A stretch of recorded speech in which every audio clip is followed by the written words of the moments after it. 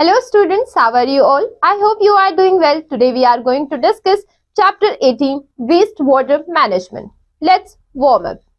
Observe the sources of wastewater and guess their names. So students, look at this picture. Here you have to observe the sources of wastewater and write their names.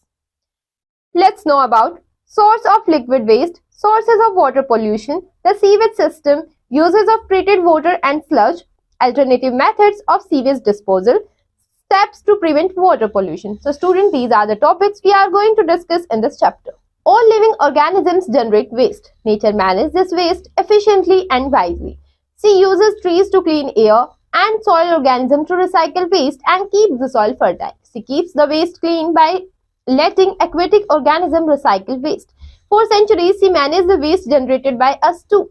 Human population have been generating so much waste that nature's agents cannot handle it anymore. But a large amount of waste we generate now is non-biodegradable. It means it cannot be broken down by natural decomposers.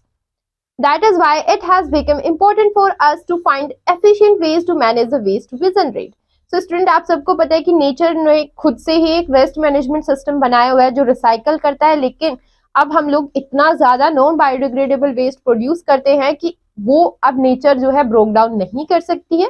सो हमें खुद से waste management के कुछ तरीके ढूंढने चाहिए. Now we have source of liquid waste. The terms wastewater, liquid waste and sewage are often used interchangeably. Strictly speaking, sewage is the wastewater carried by sewers or underground pipes.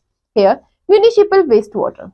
This is the wastewater from homes, offices, etc., which is carried by sewers. It may be only the wastewater from toilets or may include the wastewater from kitchens and from bathroom users. The wastewater from toilets is often referred to as black water, while the wastewater from kitchens and bathroom are referred as grey water. Look at this picture, water pollution.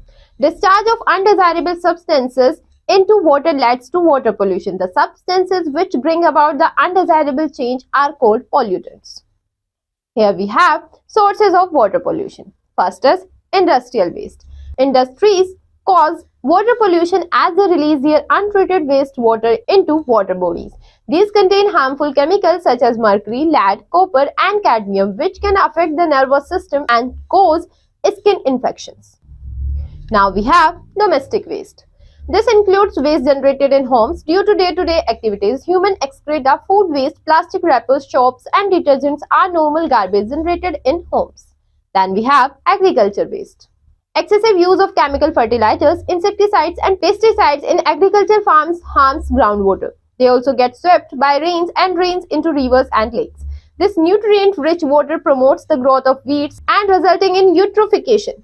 This is a condition leading to depletion of oxygen in water bodies. Such dirty water is called sewage and the impurities dissolved and suspended in it is called contaminants. An effective and closed drainage system for sewage is thus essential for these reasons. Here we have sewage that stinks as a puddle spreads disease through mosquitoes and flies. These might spread jaundice, malaria, elephantiasis, cholera and other diseases. Sewage left off might pollute freshwater sources and public water distribution system. Polluted water can act as a carrier of harmful pathogenic organisms that spread disease such as amoebiasis, cholera, dysentery, typhoid, etc. Exposed drainage of sewage, especially from hospitals and industries, can cause community health problems. Now we have the sewage system. An effective sewage system is made up of network of pipes that carry wastewater to the sewer mains of the city. The pipes that carry the sewage are called sewers. Such pipe is made up of PVC, polyvinyl chloride, cast iron pipes. The wastewater goes down your drain when you flush the toilet or wash your clothes. The pipes from each house or building are connected to a sewer main that is covered by a lid called the main hole cover. A person can enter a sewer through this main hole to check any leakage or blockage for maintenance purpose. The sewer main flows into progressively larger pipes and until they reach the wastewater treatment plant. In order to help the Earth's gravity to do its job, the wastewater treatment plant is usually located in a low-lying area and sewer mains will often follow stream beds to the plant sewage to the plant. The sewage is then treated, cleaned and released into rivers and seas. Here we have wastewater treatment plant.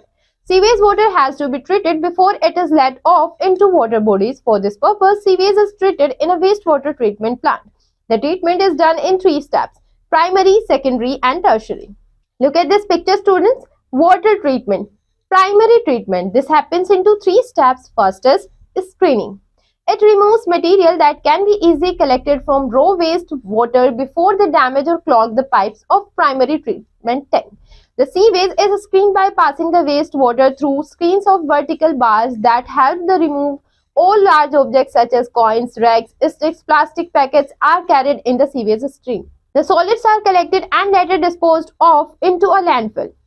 Bar screens or mesh screens of varying size are used, which help in solid removal from wastewater. Here, grit removal. The screened wastewater is then passed through a sand or grit chamber where the speed of incoming wastewater is adjusted to allow the setting of sand, grit, stones and broken glass. The particles are removed because they might damage pumps. Here we have third, sedimentation.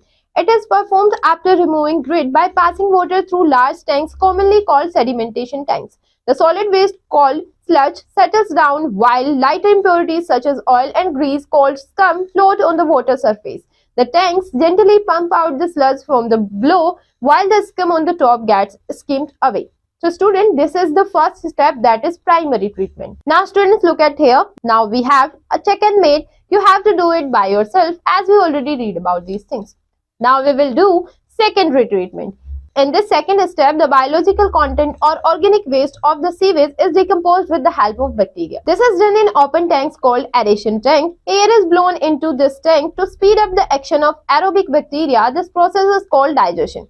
During this process, biogas is produced which can be used as fuel. Then we have tertiary treatment. The water in this third step undergoes chemical treatment which depends on the composition of water at this stage. The water is disinfected using chlorine. It may also be exposed to ultraviolet rays to kill disease-causing microorganisms. Water is then released into rivers or seas. Then we have use of treated water and sludge. Water treated in this way can be used for a variety of purposes and is safe to be drained into water bodies. Sludge is rich in matter, nitrogen, phosphorus, inorganic salts and heavy metals. It is the residue of the chemical, biological and physical treatment of municipal and industrial waste. It is useful in the following ways. It can be used as fertilizer or as landfill. Sewage sludge and wastewater effluents can provide essential plant nutrients since these are rich in organic matter. Sludge can improve the physical condition of soil. It can be used to produce biogas, which is used as a fuel and can be used to generate electricity. Then we have alternative methods of sewage disposal. Every community should have a way of disposing sewage so that people, animals and flies cannot touch it. This is called an on-site sewage system. This can be done in the following ways. The first we have septic tank. It is simply a big concrete or steel tank. Wastewater flows into the tank at one end and treated water leaves the tank at the other end. Then we have vermicomposting. It is a method in which worms, usually red wriggles, white worms and earthworms, are used to decompose vegetable waste other than meat, dairy products, fats or oils and produce manure. Vermicast is also known as worm humus or worm manure. Vermicompost formed contains water-soluble nutrients and can be used as an organic fertilizer. Here we have landfill. In unused mixing voids or pits where the organic waste breaks down in the absence of oxygen by bacteria, producing a gas which is pumped out of the landfill and flared off or burnt in a gas engine to generate electricity. Look at this picture, we have landfill.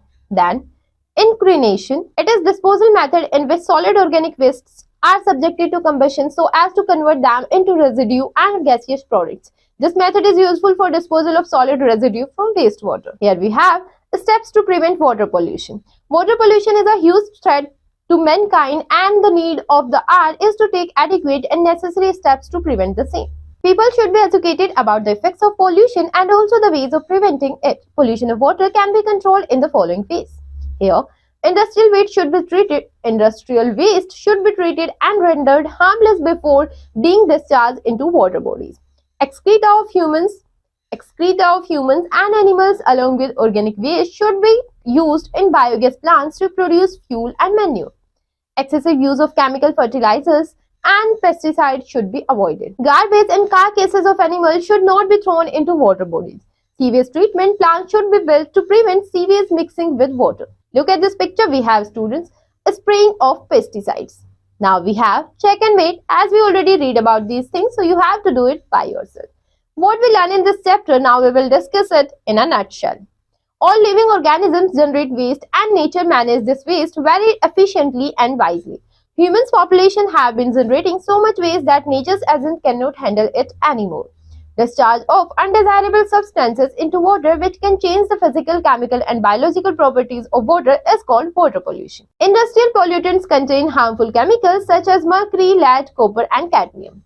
The chemical pollutants affect the nervous system and cause skin infections. Excessive use of chemical fertilizers, insecticides, pesticides in agriculture forms harm and pollute the groundwater. Now students, we have some keywords. Sewage, the wastewater that flows down drains. Sewer, the pipe that carries the sewage. Contaminants, polluting substance that makes something impure. Sedimentation, the process of settling or being deposited as a sediment. Thank you student. I hope you enjoyed this session. We will meet again in the next session. Till then, revise what we learned today.